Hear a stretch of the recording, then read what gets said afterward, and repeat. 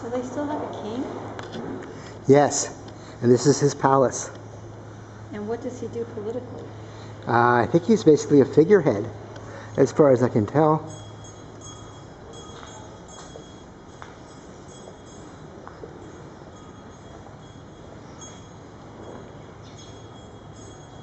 I am so hot.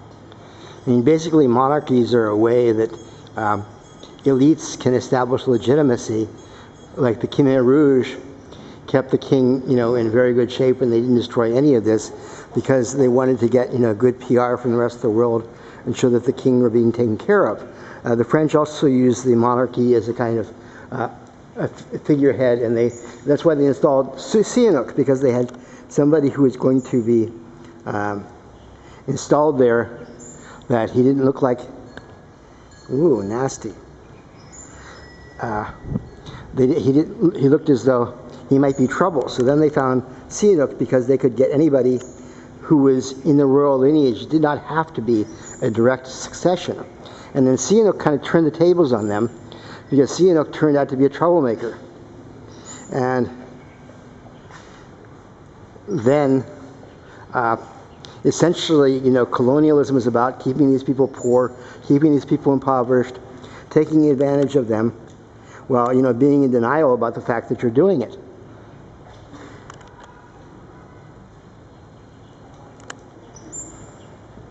And in order to use a local monarch, just like the British used the Raj under the Raj in India, would use these,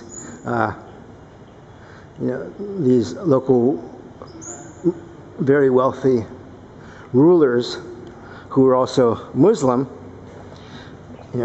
descendants, I think, of the Mughal dynasty, to gain legitimacy and to keep people in control.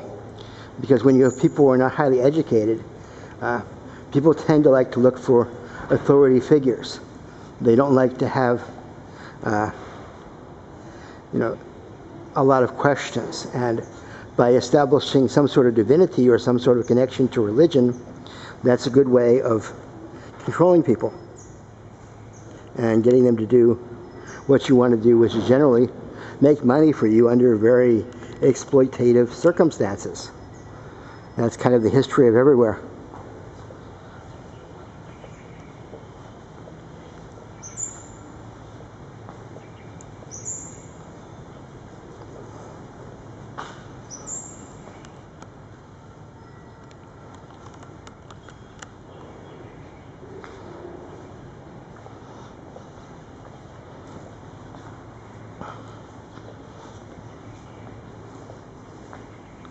And all the people that are coming here, they go straight in the pavilion, and nobody stops to look at this stuff.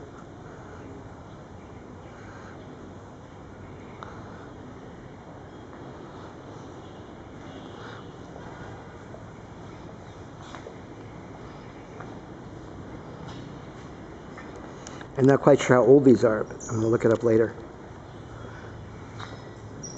And they're all about people fighting. And what are people usually fighting about? Resources. Control of resources. Who can control the resources? How can we better exploit other people? And they're generally wars between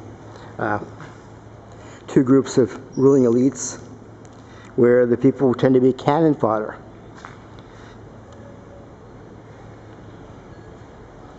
And the Khmer Rouge, the initial ideology, was a way of changing that dynamic of this landlord-peasant dynamic that has ruled in all throughout the world for millennia. However, they fell into their own trap.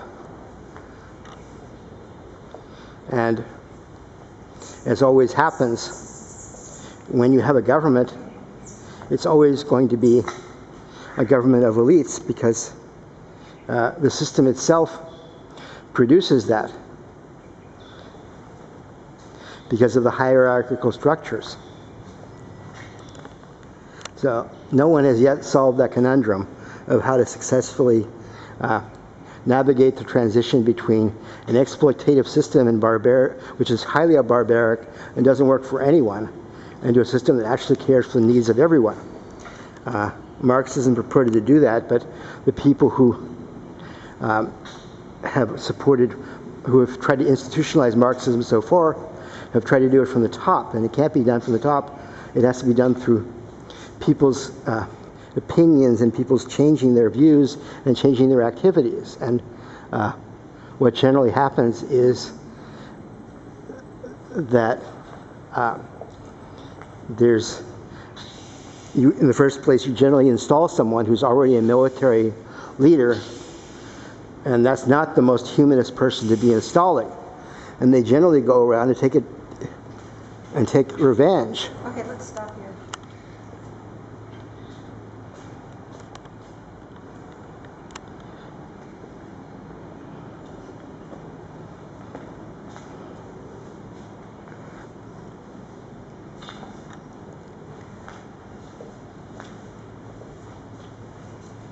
I want to go back.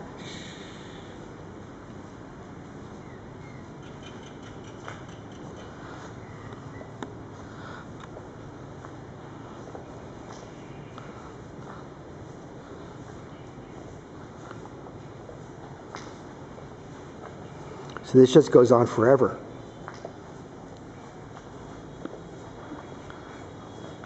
We have a flying chariot up here.